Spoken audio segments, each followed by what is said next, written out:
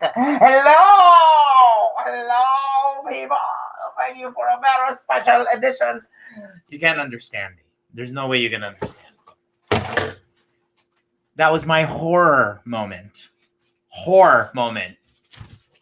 Okay. Welcome to another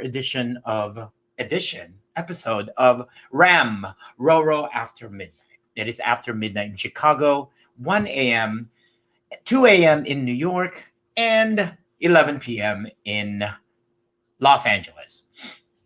Today I'm my guest today is not in my normal list of singer friends and colleagues, but one of my good friends here in Chicago, and we have something in common that we want to talk about and discuss. But before we do that, I'd like to remind everybody, please, as you can see on the ticker below, you can follow me on RoRo the Tenor on Facebook, on YouTube, as well on YouTube under Filipino Tenor.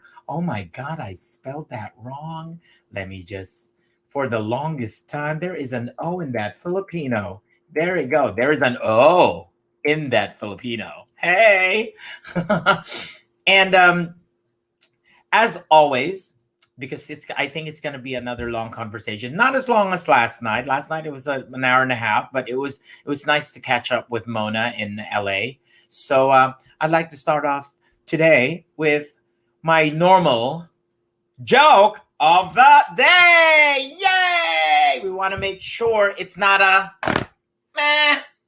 Okay? It has to be a good joke. Are you ready? Are you ready for my joke?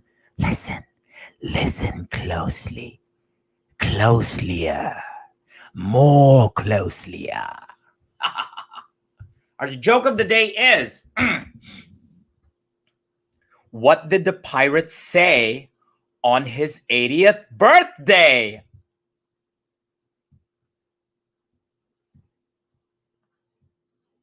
Aye, matey. Get it?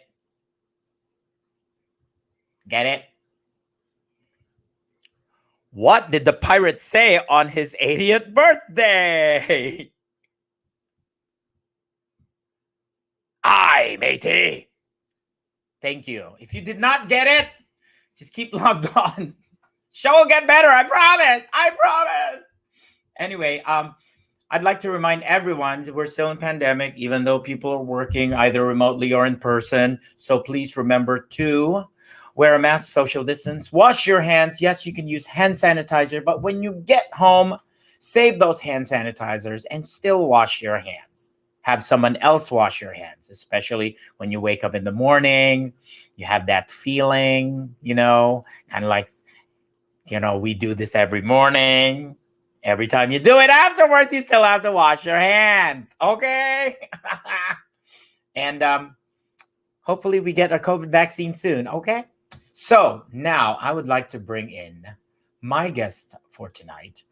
It is one of my good friends in Chicago who lives in Chicago, and he'll tell you more about just, a little background of, who he is, what he does, why we're friends, probably because of drinking. I'd like to bring you now, Mr. Rob Myers. Yay! Hi, guys. Funny. I am so funny sometimes. Anyway, so yeah, Rob, welcome to my show, my late show. Thank you for having me. I feel very honored as being not one of the dignitaries and being more of the low barrel bottom grit of Chicago kind of guy. So we'll start with about Rob and fun facts, including Thanksgiving, stuff like that. Tell us about just a little bit about you, where you're from. I mean, originally from, if not Chicago, where you grew up, went to school, what do you do now? Yada, yada, yada. Rob, I started I'm from Fort Lauderdale. So I moved to Chicago to go to school for architecture. And then, the city kind of spun me, and now I'm kind of just doing my thing. But me and RoRo, we kind of met at a bar, Bobby's, which is our bar. Just drinking, karaoke. We love karaoke, love singing. RoRo has amazing voice, by the way, a little bit better than mine. but the Thanksgiving thing, like Thanksgiving was a full day, cooked till 3 in the morning. And then, the whole next day was just like cooking, cooking, cooking. It was my first time. I popped my cherry with my turkey. Uh, I've never done that before. The bird is very, very heavy. Almost dropped it like maybe 10 times. But Thanksgiving I will never do again until I get married. I mean, unless I get married, but if I get married. That's It was a amazing. medals and honor situation. That's awesome. That's awesome. So, oh my God. So, another fun fact. Um, Rob's favorite drink to order is a Miller High Life. You know why I remember? Okay, when I started working at 7-Eleven, so I work at the cooler, and I stock the cooler with alcohol and all of these drinks. And I saw this like, oh, Miller High Life. They have a 6-pack, and also they have like a 12-pack in a box. So I'm thinking, oh, that's interesting because Miller High Life has this color of like what is that? Beige and like a brown orange kind of Like like a UTI. yeah. So and then I'm thinking I never really paid attention to Rob's drink until after a month or so after I worked at 7-Eleven, and then I saw him order. It's like, oh my God, I totally know that beer now. It's so easy now. It's like if any of Rob's friends will be seeing this, that's his favorite drink. It's it's a very affordable beer, which means it's always a good beer to give him as a present, I right? wish I wish it was a vodka soda, but time is your money, and Miller High Life Exactly. and Fireball. Exactly. So we jump into, usually I ask my guests about this, but we're going to be talking a lot about movies that we like. So let's start with shows or movies you binge watched during the pandemic. Oh, well, I mean, there was quite a few. I mean, obviously we all watched Tiger King. I know that was definitely a thing. I thought the show was insane. I am from Florida, so I felt like I already knew these people. So like it didn't really like wow me. So Um, go yeah, ahead. oh, And we all know Carol Baskin did it. Okay, we just want to go ahead and say that up front that we know that she definitely did it. I don't know if the spoilers are allowed in this show, but spoilers will be happening. so what else besides besides I actually love the show Superstore. I don't know if you guys watch Superstore, but Superstore is hilarious. It's actually an amazing show. If you work that retail environment situation, it's just like kooky stuff that happens all day, every day at a retail environment, and the characters are amazing, super diverse. Like I love the show; it's hilarious.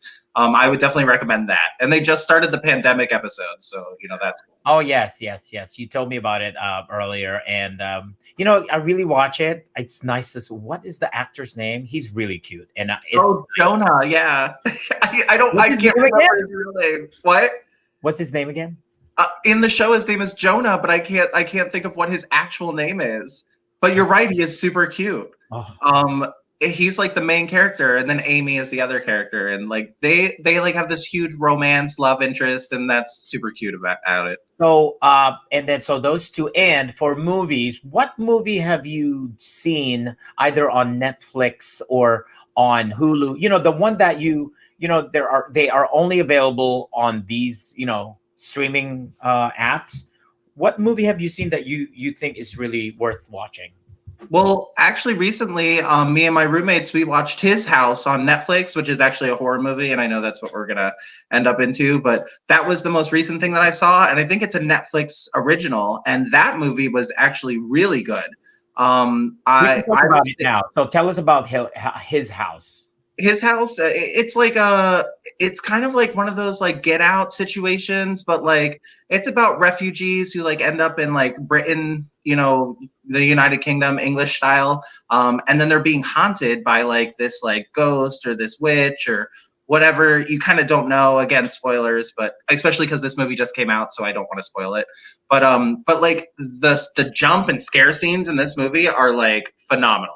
Like, I will say 100% great. So my husband posted this when we were talking about Tiger King. Look what he put.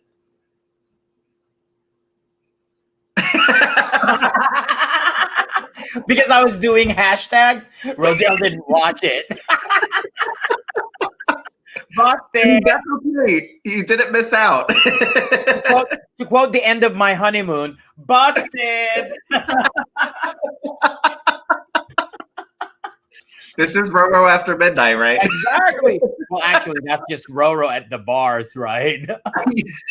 That's true.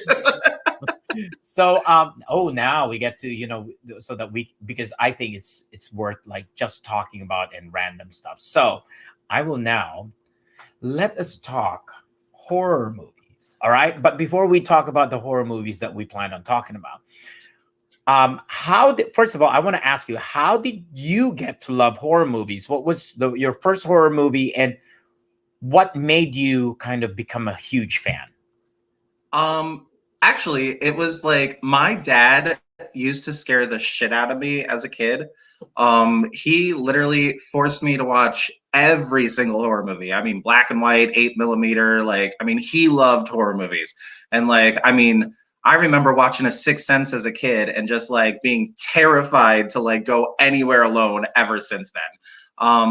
Like, Nightmare on Elm Street in the beginning. I'm trying to think, first horror movie. It has to have been one of like the Vincent Price, like horror, like Dracula, or that kind of situation, because my dad was really into those like black and white 8 millimeter films, like all that kind of stuff. But yeah.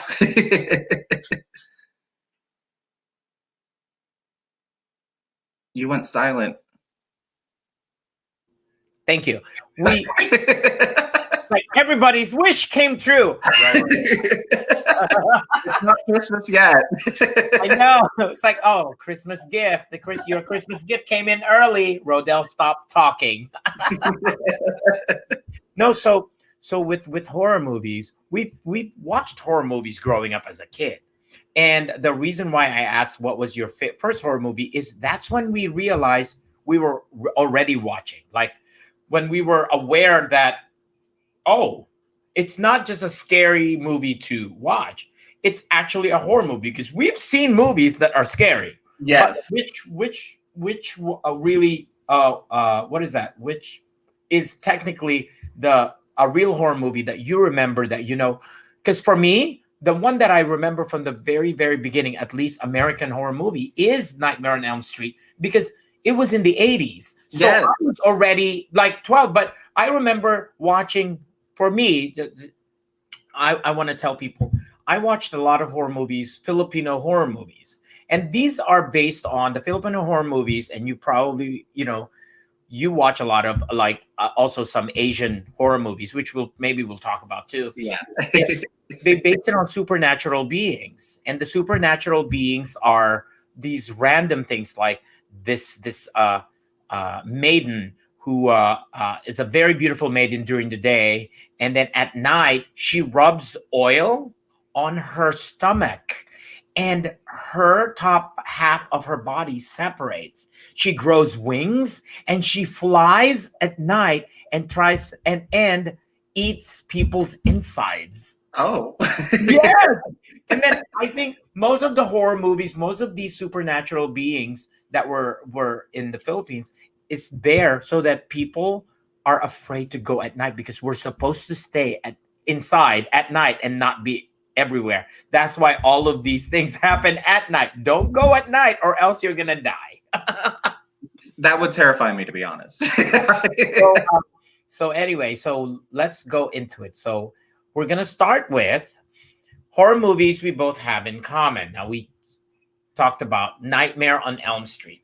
I was gonna look at who the cast members were, but this is you do remember this one, at least the first one. Yeah, the first one for sure. I will say the first one, Freddy Krueger, was, like you said, probably the first horror icon figure that runs forever in my mind, just because he did scare me. He was like a terrifying being, you know.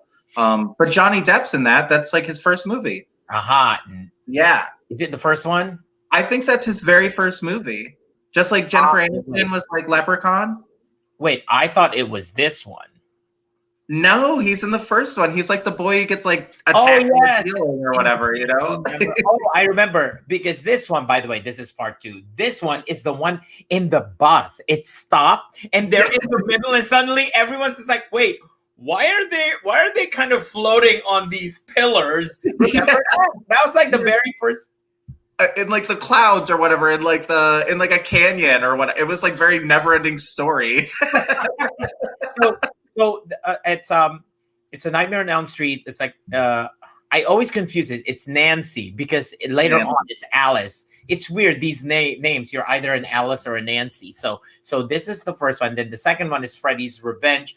By the way, do you remember how in the first one how Freddy Krueger was beaten? Do you remember at all? I'm just curious. How he was beat? Actually, now you're saying that, I'm like trying to think, like, how did it end? I knew. I mean, not necessarily bit. I kind of remember how it happened for him. Stab him with a glove? Say that again. Doesn't she stab him with a glove? Oh, you're right. His I own think glove. she finds the glove and like stabs him with it or whatever, you know? You're right. In the oven. Yes, in the boiler room, right? Yeah, the boiler room, that place. The little oven. Only a rich person would say, hey, it's like, go to the oven. It's the whole boiler room. That's the oven. Can you imagine? Can you imagine if the witch in Hansel and Gretel had a boiler room instead of like an oven? You know, that's like a lot of kids. That's like a whole gingerbread house. So it'd probably make a better movie. Now it's Freddy's Revenge. We talked about that. That's the one that kind of disappeared in the whole franchise, because I really can't remember. I mean, except for that one time when it was. Where was the one where they were? Is this the one where they had a pool party? I don't know that specifically. I was thinking that this was the one where they're like video game people, but I think that might be the next one. Remember when they like become video game and like the Dream Warriors? Yeah, the Dream Warriors. That's it. Where they're in like a psych ward. That one's fun. So, fun fact: this is the one where in the Dream Warriors. I want to tell you my take on it. I was already in high school, and that was the very first time I actually knew how to control my dreams. Like, yes, and it works more when you're a kid. You have so much imagination. And by the way, so when you control your dreams, you're not really asleep. I don't know what the term is for that. You don't really go to REM. Yeah. Oh, it's like an OBE, like you go to out of body experience or whatever. Yes. Right? And the reason why I said that is when certain dream sequences become scary, I think oh my God, I'm gonna change this scenery to this, and it worked. But guess what? I've done that a few times, but the very first time I did it, I was so tired and sleepy the next day, and I'm like realizing, oh, so this is what they're talking about in the movie. That's Freddy. That's where he is. So tell me about like how you responded to Dream Warriors, because this is I think this is one of the best ones. That one is the most fun one. I think that's like the one where they're in like the psych ward, and then like, you know, they end up in like, they all get superpowers or whatever in the end. It's like video gamey. Like, yeah, this one's super fun. Like I think you're right though. The second one never gets credit because no one remembers it. I don't remember that one. Oh, I missed something here because I almost did it. It's like, wait, because let me see here. We missed one. So after Dream Warriors, guess what it is after Dream Warriors? Is it I think it's the awful one. It's like the awful one? Isn't it the one with the kid? No. There was one before the kid. It's called, and this is what it's called, Dream Master. Yes. And this was Alice. And okay, there's a corniness to this because, by the way, guys, there's a lot of spoiler going on. Let's see. Oh, Look at this. It's like Steven. It's like he does not like the these the Nightmare. Master. It was cool because it was like a continuation of all these like uh Dream Warriors. However, there's this one part where every time somebody dies, she gets their powers, and I'm like, I loved it when I was watching as a kid, but now I'm like, come on. Yeah, right. She was like a succubus for power. I know. Oh, so I just saw that, and these things that they said. I'm sorry, Alice, I brought you in. Because to be able to be part of the nightmare, you have to call out to someone's. And I didn't realize that until now. It's like, Freddy Krueger wants these dreamers to bring kids to his realm by calling them. It's like, help me, Rob. And then suddenly you're there. It's like, and you're like, oh, fuck. Now I'm going to die. Don't call my name in your sleep. And then you tell me now the next one you tell me, because this, it is not good. The next one should be a new nightmare. Oh, the Dream Child. That's the one with the kid. Like, yeah. I think that one was like, You got to go down before they go up again. Yeah, because I feel like the series just kept going and going and going, and then like I think they just ran out of ideas, and then the Dream Child happened. Again, I can't even really remember this storyline. I just remember it was awful. It was kind of like the Mike Myers one, where like the little girl was the cousin and blah blah blah, and it kind of fell off on that same aspect. So for people who are just joining us, ANOES is A Nightmare on Elm Street. It's not pronounced anus. Anus, the Dream Child. That's gonna be my next drag name. That's the porn. So this one, tell me what this is, because I cannot remember this. Is this the new Nightmare? No. This isn't the Wes Craven's one, right? No, this is this one I don't remember either. This must be like a forwarding. That, like I said, they kept going in the series and like running out of ideas. I don't remember the Freddy's Dead situation. So this one. So did I miss something? Because I thought the new Nightmare, but I thought it was. So I guess I missed one. Let's talk about this. This one's great. This one is one of the most. This one is so cool because you got like two villains fighting each other. Oh, thank God! It's like there's a lot less. There's still victims, but a lot less victims because they're at each other's throats. Yes, I think that this movie, Freddy vs. Jason, was like underappreciated because I think that its cinematography like is really great. It's two great icons fighting each other. I think like Brandy even says that line like, "Oh, what you gonna do with those butter knives?" or something, and that's like really You're right. really great one-liners in there. I think this movie, I watch this all the time.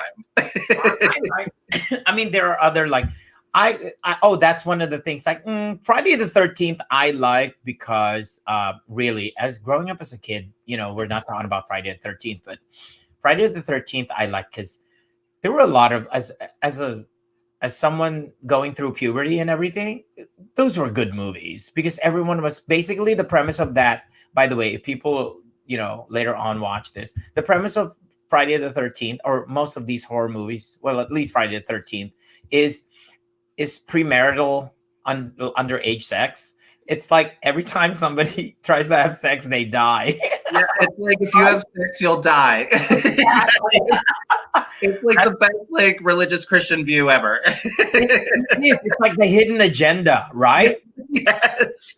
So this is the most current one. I skipped Wes Craven's New Nightmare, but this is the one that was interesting. I like this. I do also agree. Like, cinematographically, I think that I keep saying that word incorrectly, but this movie cinematography. I think I keep throwing an L in there. No, the cinematography or cinematographically, I don't know if cinematographically is a word. The filming. There you go. I think this is also done beautifully. A lot of people also like appreciate this one as well, because they thought it wasn't like the Robert Englund version, and it's the guy from Rorschach from Watchmen, and I thought he did pretty well. I just think it was dark, and I think that's exactly where horror movies need to stay, is in that really dark element. And sometimes we get these like fanciful like movies with like a storyline that like it doesn't really scare you, or like bring like that heebie-jeebies situation. But this is a great movie. I love it. I loved it. It was the one where is this the one where it was Robert England like itself himself. Robert England himself is Oh, in like he played his own person? That's in yes. the Wes Craven New Is it the Nightmare. West Craven New Nightmare. Yeah. So This one I don't think Robert England even he might cameo in it. no, he's not. I don't No, think he's not. Yeah, he's No. not. Yeah. So we move on to what do you think about The Ring and The Ring 2? So I own both. I love both movies on their own accord. I will say The Ring that I saw in theaters, like when we were in like high school, middle school, I don't even know. And I swear I thought that was the scariest thing, to watch some girl crawl out of a TV. I mean, I say that I bet you nobody left their TV on static forever after that. I saw the Japanese version of The Ring.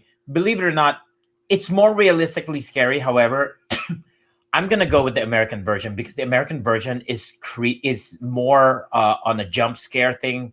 It's the special effect, the use of makeup was very powerful. Yeah, this is a scary movie. This is definitely a scary movie. Samora is in my drain all the time because like I had to pull hair out of my bathtub, but And then The Ring 2 was more of like a tying in. So like The Ring, The Ring 2 and The Ring. I mean, The Ring 2 in The Ring, it's more of the continuation, but really just to bookend The Ring. Yeah, and I think that it ends there. There's one in the middle. There's Rings or whatever, and there's like some Oh story. yeah, I didn't see that one. No. It's like 40 minutes long. It's real short, but it just kind of gives you that connection point or whatever in the middle, like how the video gets out and blah blah blah. But yeah. So, and then there's another one that is kind of like I didn't include there Grudge and Grudge 2, which I both watched. Grudge was good. Grudge 2 was not as great. But for me, they're bad. But I want to see it because it's all about jump scares. Yeah. And I love it. Do you love jump scare? I love a good jump scare. Thank you. They are amazing, to be honest. But like, see, and then that's the thing about horror movies is that it's gonna be bad, but you still want to watch it. Like, for me, I have two criteria for a good horror movie. It has to be either really good at jump scare or extremely gory. If it doesn't have that, it's way too much plot going on. It's like if I wanted to watch a suspense thriller, I would watch a suspense thriller. I want, or like a detective drama. It's like no. That's why some of these, horror movies they dub as horror movies. For me, I don't think they're horror movies. No, they're like believe it or not, like I don't think Get Out is a pure horror movie. It was a very psychological thriller. I think that it comes to the horror aspect of like in that race idea, like a certain gender or a certain type of people probably feel like horrified in that scenario. I mean, I would feel horrified at that scenario. But I understand. So this one, oh, by the way, this is amazing. Saw 1 to 7 and Jigsaw. So I think the first three are solid, 100%. Especially 2 with all those syringes. I think a drug den's glory or whatever. I think that the twists and turns in Saw, like just the plot line alone as it keeps going is just a great story. I think like 100%, like it just keeps going, and like there's always a turn or a twist at the end. But like as I say, like the first three are solid, and then you kind of waver off into the end, and then it's like what you said. 1, 2, and 3 are good, and then 4 and 5 are bad, and then I think 6 was okay, and then 7 wasn't as good. Yeah. It's kind of like the Final Destinations. You know, they just kind of fell off. It kind That's of came down to like gore. okay. Final Destination. That is another like I'll put it here like Final Destination. Um, that is a great franchise as well. And I wish that. Okay, so I think the second one is the best one, Really? and just because, like, I think that the second one is filmed better. You You're know? right Yeah, because she came back. I forgot her name. Ali Larder yeah, came that's back, her. and that's Yeah. like no, don't. You can't cheat that. I mean, it's when you watch it now, it looks so corny. But it's not that. It's all these things that what's good. It's all these. It's really, really creative. How like how death works. It's kind of like you see the water coming out. Oh, the number two. You're right. Because part two was the trip to the dentist. Yes, with the glass. Yes. Oh, and the whole time you're on your toes about like, oh my God, he's gonna like put a thing in his teeth, or he was gonna get electrocuted, and like, Really? and that's why it was so good because the first one, I think they went straight into the death. You know, Yeah. it was just like one thing happened to another, and then the second one they teased you, and it was just like this is what might happen, and then it didn't, and then he died a whole different way, and but like He died the way that is like all that suspense. Like I feel bad for the boy because it's like a freaking waffle maker. It's like just yes, the glass just shattered on top of it. that was hilarious. That was hilarious. So that's the one. So now the next one is so we talked about this. Do you know about this? No, is this the new one? Are they making another? The ninth installment of Saw called Spiral, May 21st, 21. I am so for it. I again, well, I'm gonna go see it. I'm definitely gonna go see it. Talk about with the pandemic right now. One of the problems is we're not able to really go to the theaters. One thing I missed before.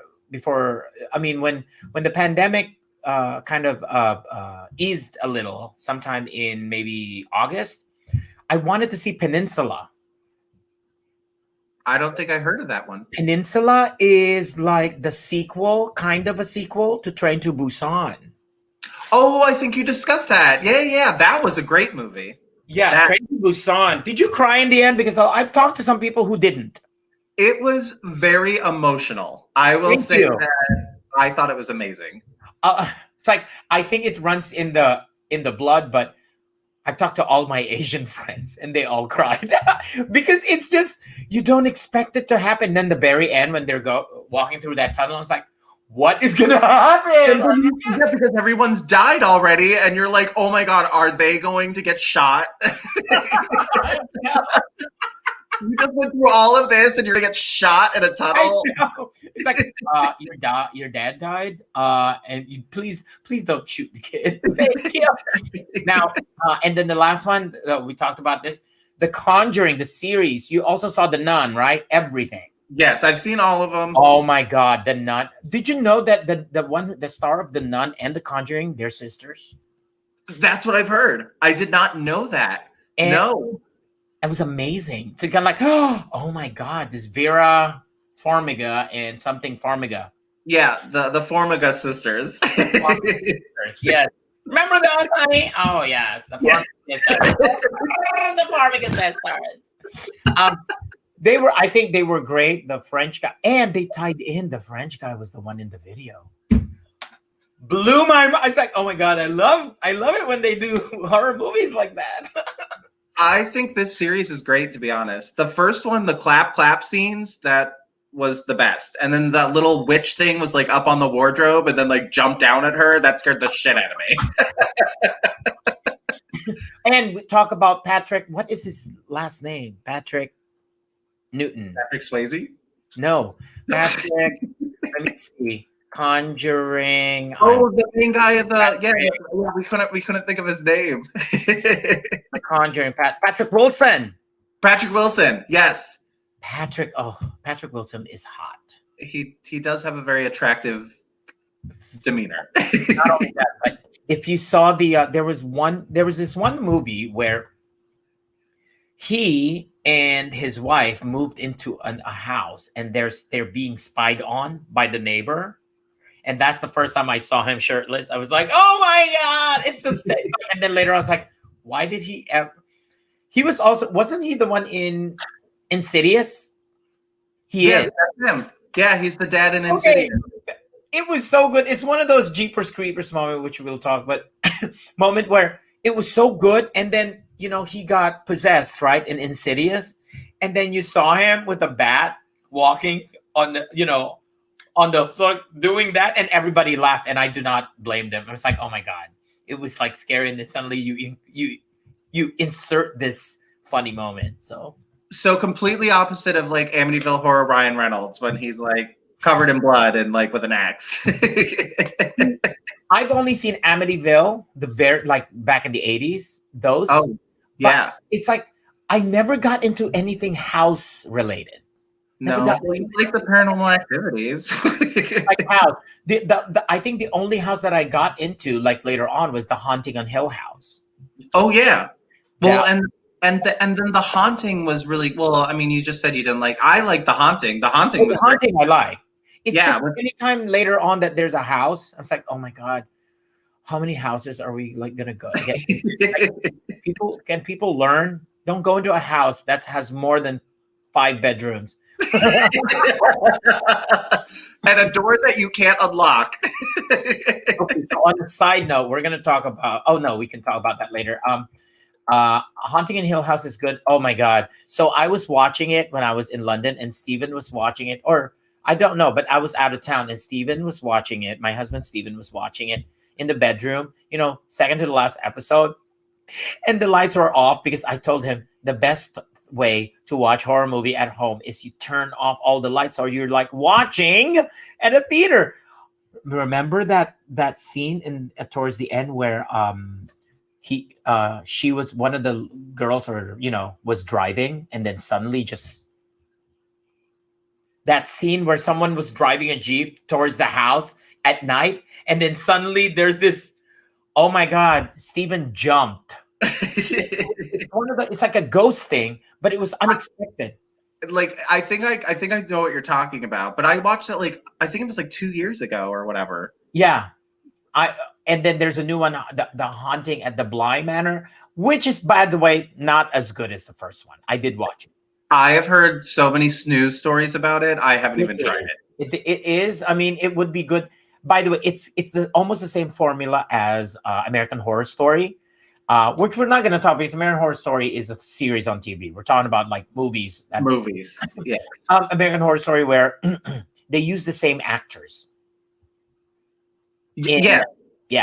Yeah, but they're different people. Yes, they're different people. So yeah. So now we go to what are we going here? Oh yes, the horror movie that we have split decisions on. So and this is a franchise that I love, but Rob,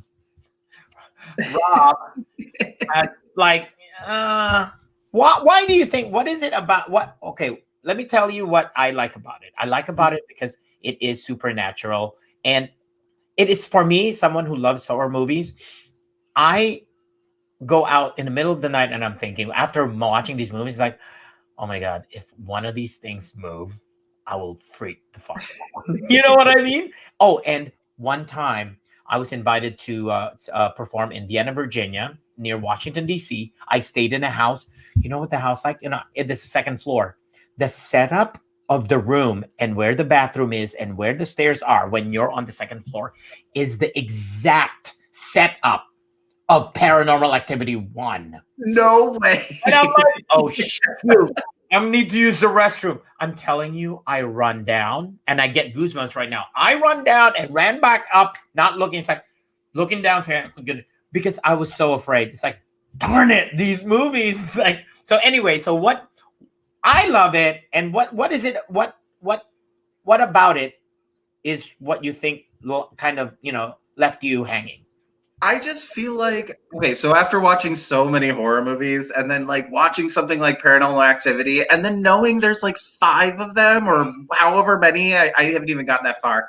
Like the budget is what, $20 and like somebody has a string and pulls something off of a desk. Like there's literally nothing scary about the movie.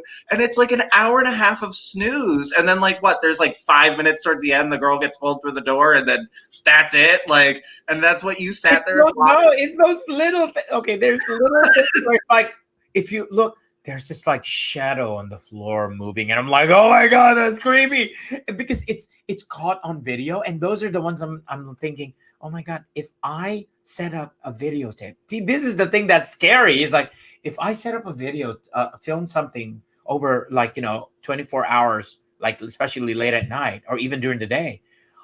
I wonder if things happen at home. You know what I mean? So it's always like this wishful thinking it's wishful thinking that I really don't want to happen. So it kind of negates it.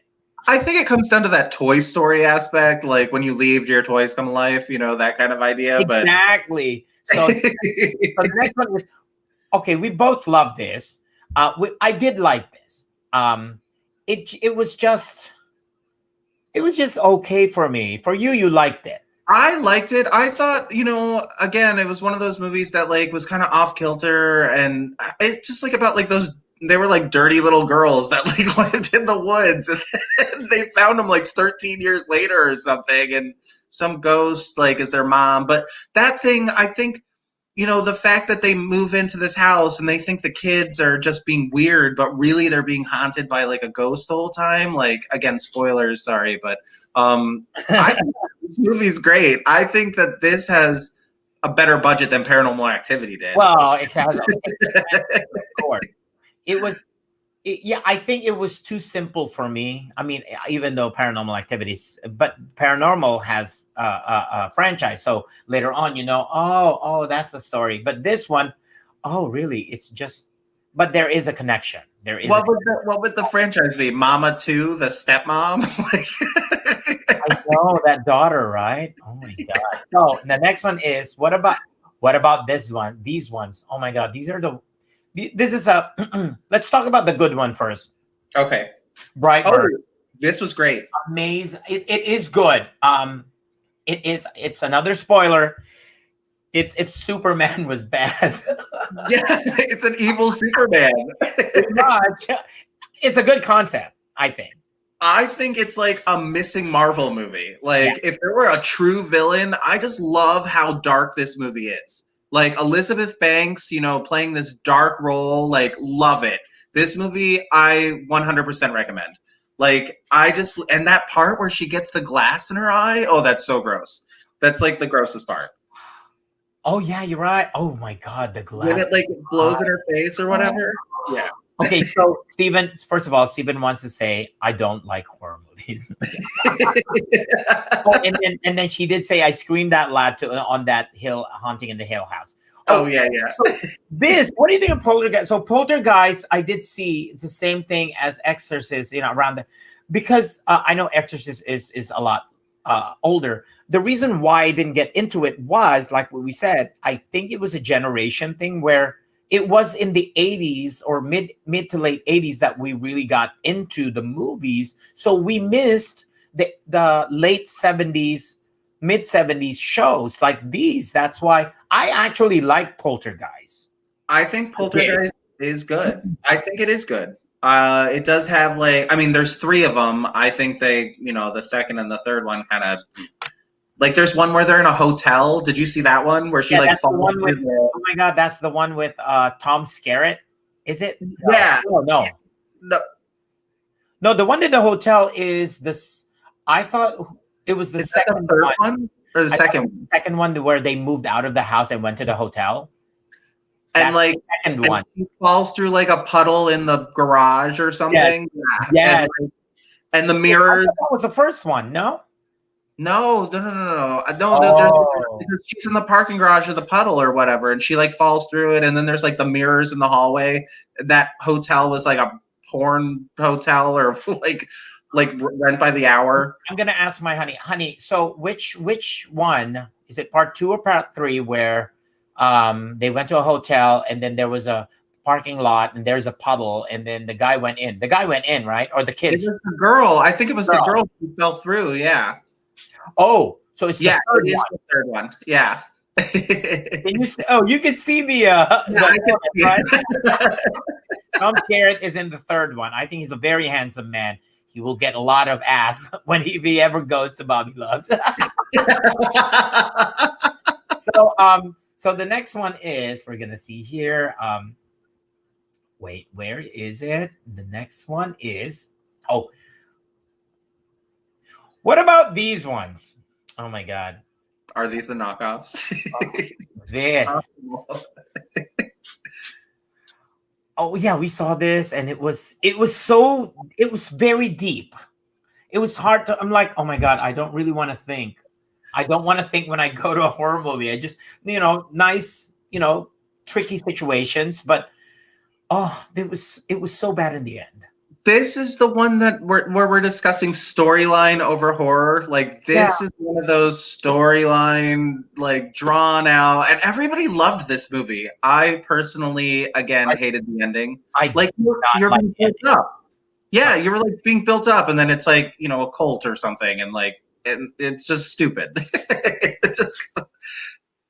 And you know who started that? Like, oh my god, it was so great in the very beginning, and then in the middle, and then suddenly the end. Jeepers Creepers. Jeepers Creepers. That was like, really, if somebody says, "How do you like it?" I like it 99%. That 1% is that ending, which is like, what? Yes, but they had to end it somehow. But I will say that this is like one of Justin Long's first movies as well, and this movie again scared me as a kid. But also it had those funny parts, like where he like whistles and he like bites the tongue out of the thing, throws the head in the back of the van or whatever. It made Jeepers Creepers song a very creepy song. Yes, and they played that at Wildfire. I know. I was like, that's a good jump scare movie. Especially, remember when he fell into the very beginning. Yes, into the tunnel. I was like, oh my god, what's gonna happen? It's really scary. And then the walls are just covered in bodies. Like that was really well done. It was cool because then you think about it later on. Yes, we like the concept. It's just the presentation of the end was bad. Yes. The idea was just like, oh my god, oh yeah, he wanted the eyes. That's why it's Jeepers. Okay, fine. But man, it's like, oh, it could have been presented better. And then the second one was just awful. The one with the bus. That looked like a superhero movie, really. Well, there was that gross scene where he like licks the window and he's like being all sexual, and it's just like super weird. Oh wait, Hereditary bad ending, but when she hit her head on the pole, wow. Yes, that was something that I was not ready for. I was not ready for that in the movie. But man, it was hard to watch throughout. So anyway, we're going back to. See, we have a consistent viewer. That's my husband. See, it's the contract. Sorry. So it's only fan. We're going to go till 2 because we have some stuff to cover. So, Drag Me to Hell is Justin Long. This was cool. It's like it's one of those where it's kind of. This is definitely half bad, half good because some of the plot lines were good. I like the ideas. However, even within the movie, you're like, you know what I mean? Like you lose interest. Yeah. Yeah. I feel like the movie, like you're right. It had like again, this was a cinema like a nicely filmed movie as well. And Justin Long, this is like his continuation of that horrors, genre or whatever. But you're right at the end, like where she literally just gets dragged to hell, like that. Is the end of the movie. And it's like, oh my god, it's like a bad, it's like a special effect in a sci-fi channel episode movie. You cannot do that in the big screen. It's like that tornado looking thing. Was bad. It's like something that happened in Charmed, or like it's like yes. So here's okay. Now, thank you. We are done with our with our horror movies. So I'm actually editing the ticker here, so like if you notice, so that they can actually wait, they can actually see it. So let's talk about Chicago bars, gay bars, and karaoke. So Okay. what are our so when did you move to Chicago? I've been here like 8 years now. It's been about 8 years. Oh, Yeah. okay. So Yeah. where and you've lived, where did you first move to, and then where do you live now? So the original, I used to live in Lincoln Park. Like I lived in Lincoln Park West, across the street from the zoo. I thought I was gonna make $1 million. I didn't, and then I couldn't afford that. And then I lived in Buena Park, and then that's how you knew me. Buena Park, like that in between Uptown, Wrigleyville. I think Buena Park is the most beautiful neighborhood in the city. It's Yeah, just I don't, even though it is, even though it's in the vicinity of Uptown, I always tell people, okay, Buena Park, you have to understand, Buena Park is between East Lakeview and Uptown. It is not Uptown. it is not It is Uptown. not Uptown. It It's is not, not. okay, it's Uptown. It is not Uptown. If you go there, if you see it, it's not Uptown because it's residential. It's so residential. There's no big businesses. There's no big businesses in, really, there isn't in Buena Park. The most, well, if you consider, no, because south of Irving is not Buena Park. It has to be north of Irving up to Kenmore. So between It's Irving to Montrose. so it's between Irving and Montrose, and between Marine and Kenmore. There Yeah, are no businesses there, like big businesses. Everything is small businesses, which makes it not Uptown or even Lakeview. and And it's perfect size. it is. Oh yes, Stephen.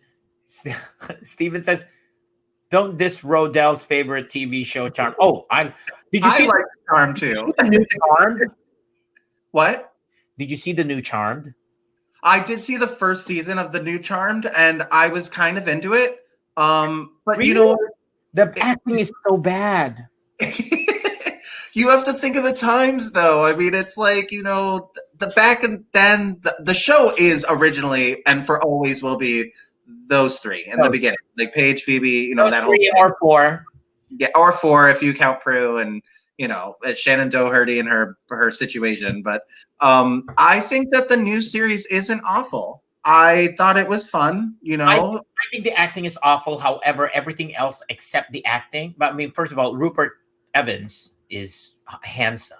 Yes. But I think the worst actors are the sisters. Everything around them are the best actors. However, the writing is good. The special effects is good, which makes it doable. Yeah, I think the storyline is fun. I think it's a fun show. All right, sorry for and then Steven says I should get paid. So we're going back to Chicago bars, and so let's talk about bars. We usually go to the bars of course, both of us, when we first got here, we probably like went to the bar south of Addison. I called it the juvenile bars. There's three sections in Chicago. There's the mature bars, which is basically anything north of Addison is the mature bars. The juvenile bars is between Addison and Belmont, and then there's the daycare bar, which is Berlin. So if you want to see anyone who says they're between 18 and 21, who looks 16 or 15, you go to Berlin.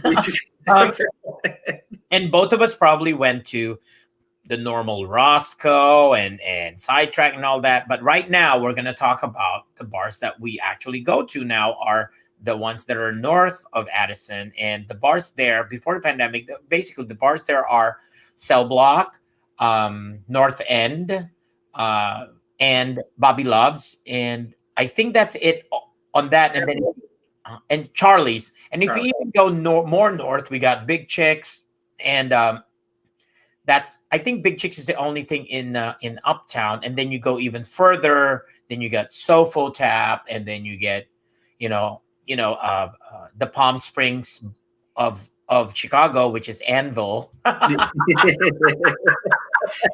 to go. You have to go there, and you have to realize, like, why did I say it's the Palm Springs of Anvil?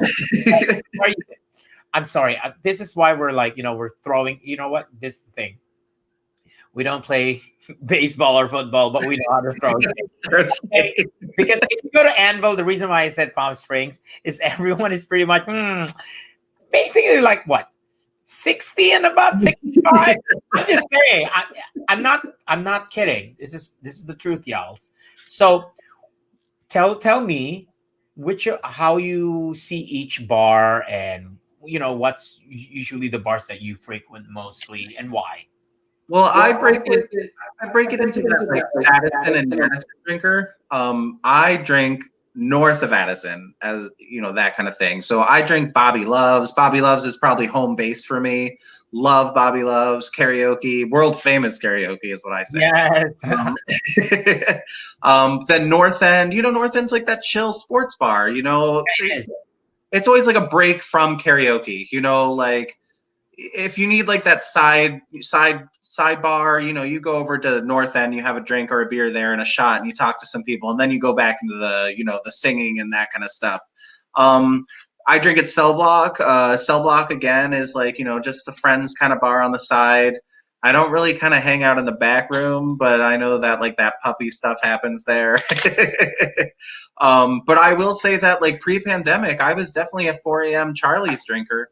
Like once everything. Oh yeah, you're right. You are. Yeah, like when the bars closed at 2, it was like everybody go to Charlie's, and like and I love a good drag show, and I think Charlie's puts on lots really good drag shows, and I really miss that. I miss the entertainment aspect of bars in today's scene right now. Like there's no dancing. I keep saying we're going to be the last generation that knows dancing, like we're like being wasted till 4 a.m. We're gonna have to tell our like stories to the younger generation and being like back in our day we couldn't even remember what happened at 4 a.m. We were too black because people were going home, especially on Saturdays when they close at 5. It's like some people go there. I mean, some people have done there. It's like when the sun sets, and then they leave when the sun rises. Yes. Because you go there a happy hour, and then, I'm going to leave. Oh, shoot, it's getting busy. Okay. Now we go to the last part of our show, the shade throwing. We got to talk about certain people who go to the bar. Okay. All right. The first thing we're going to talk about who's that? We talked about it. Steven Dybert. Okay. He's a lawyer, right? Yes, he is.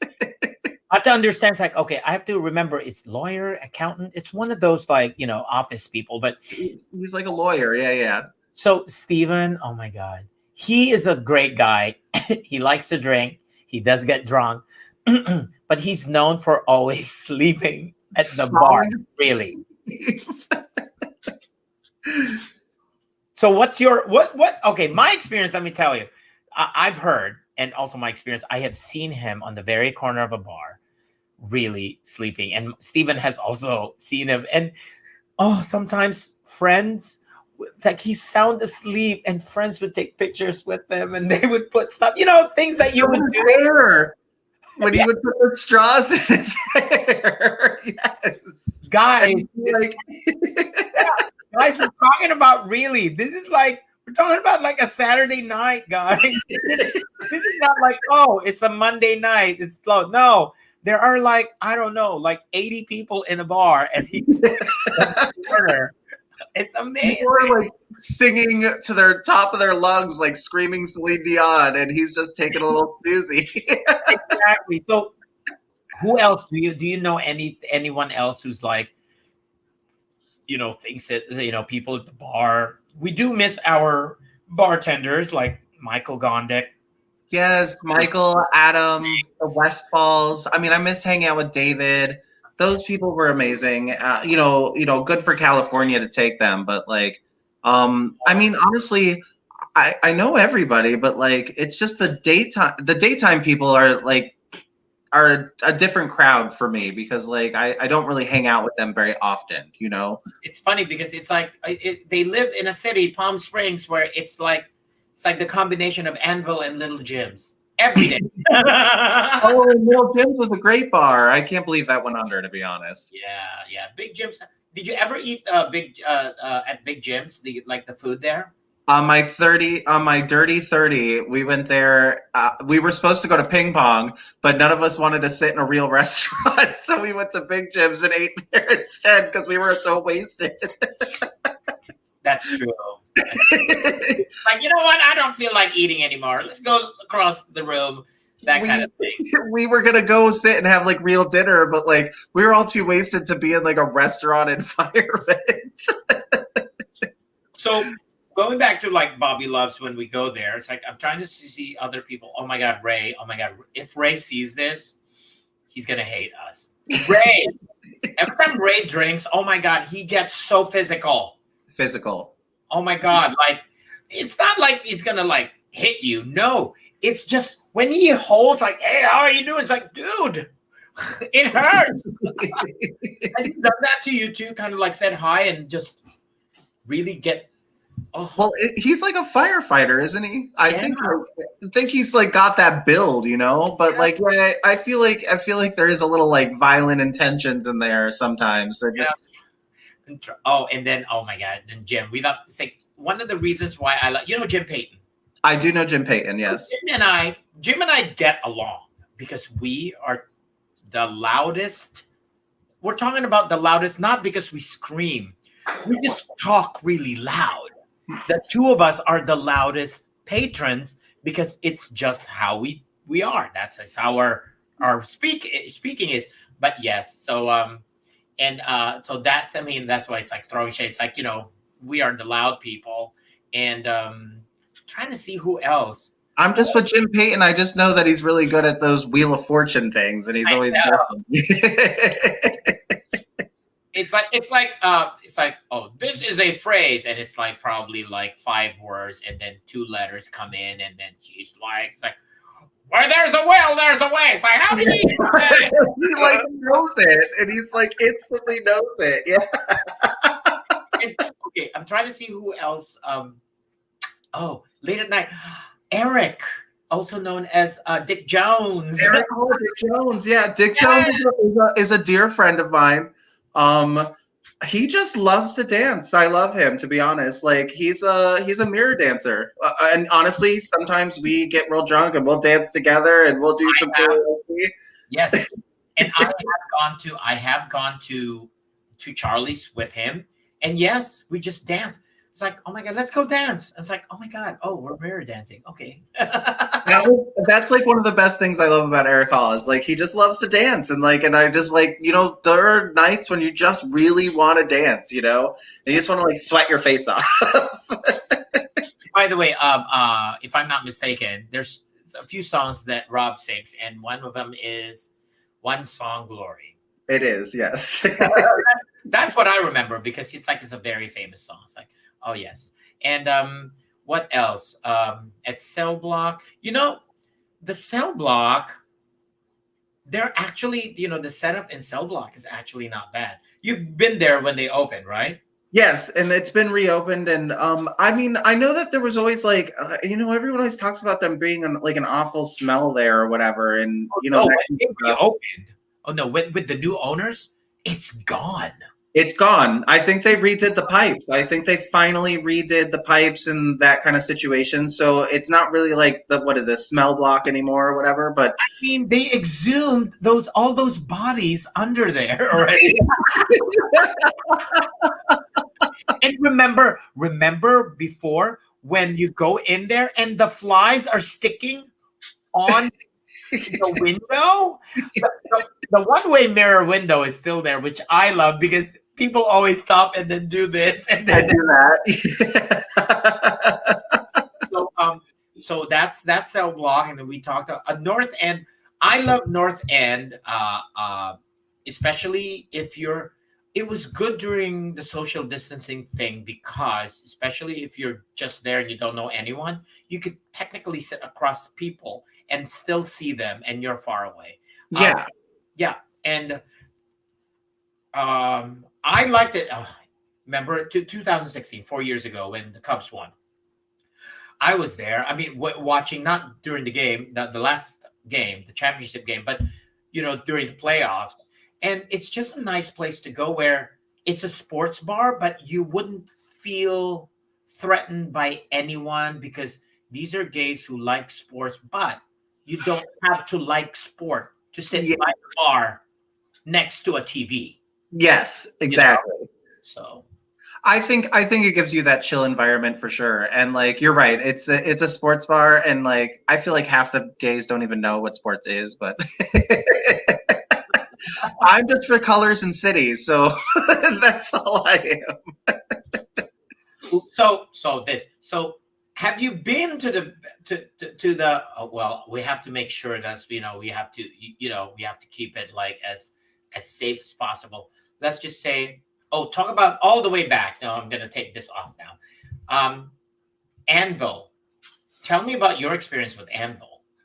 Well, I've only been there like a handful of times, but I think the last time I was there was during Adam and like Dominic's, you remember their dance company show, and then Right, it yeah. was like a raffle or whatever there, and I feel like the Anvil, like it's just very tight. It's like a super tight bar, like you have to be What European bars are. Yeah. It's just like that. Like, kind of like how Second Story is, but a little more Yes. spacious, It's just like you have to be next to everybody. You kind of have to like walk behind every single person in the bar, I always forget Anvil's even a place, to be honest. I never remember it's up there. Okay, you mentioned Second Story. Which is bigger, Second Story or Bobby Loves? I'd say Bobby Loves. I think Second Story you can only fit like maybe 20 people. No, you can fit more than that. Come on. Like, leave the math to the Asian, okay?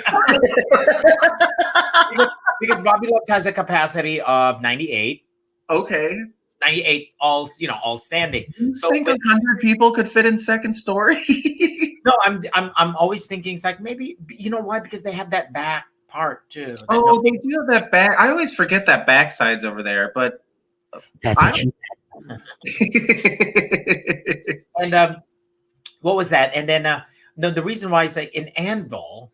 Oh my God! So the story I have in Anvil is I remember going there twice. But first of all, you can get the cheapest drinks there for some reason. This one because I do not go to there, so I can actually talk stuff about it. Like not like illegal.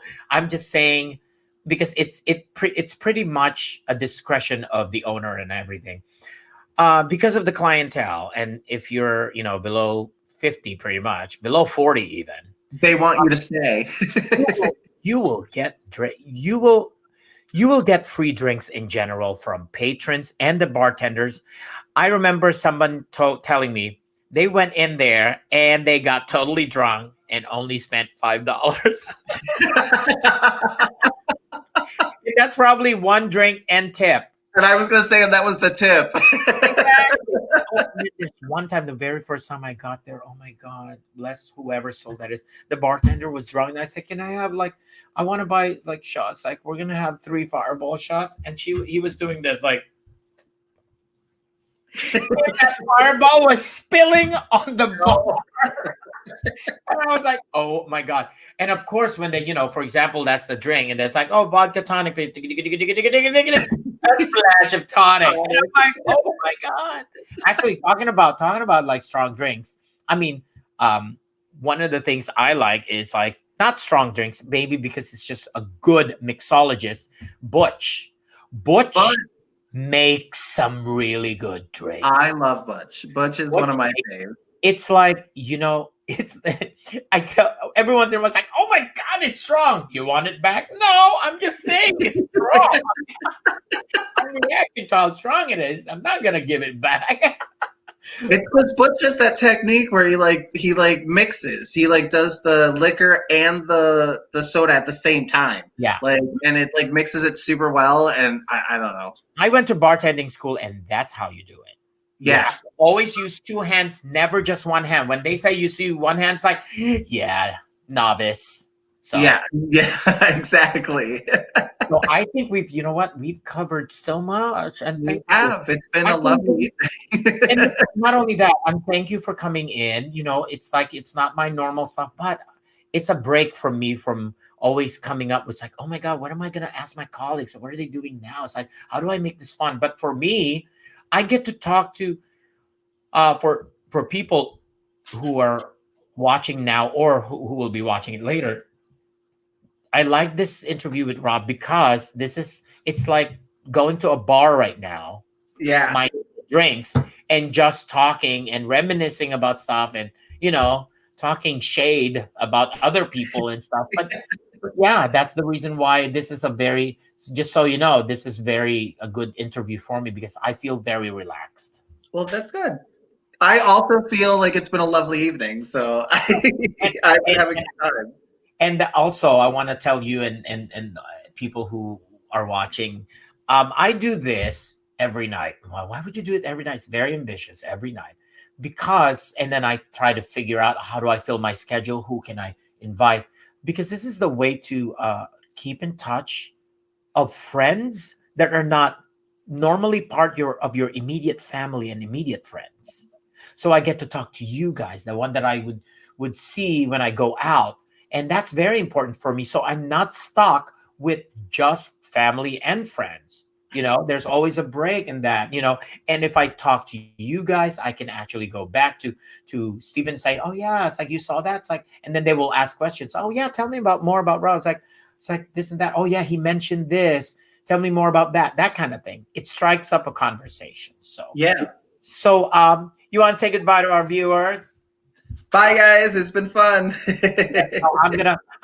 Yeah, so so thank you, Rob, for coming in. I'm gonna put you in the back burner while I say my goodbyes to people. Oh, Bye, guys. right. Oh my God, these clicking. Thank you, everyone, for joining us today. We did 72 minutes. That's not bad. My normal, I was supposed to be 50 minutes, which is fine. It was a good conversation with Rob, and I really enjoyed it. And thank you very much. Let me see so that they can see this. Thank you very much, everyone, for joining us tonight.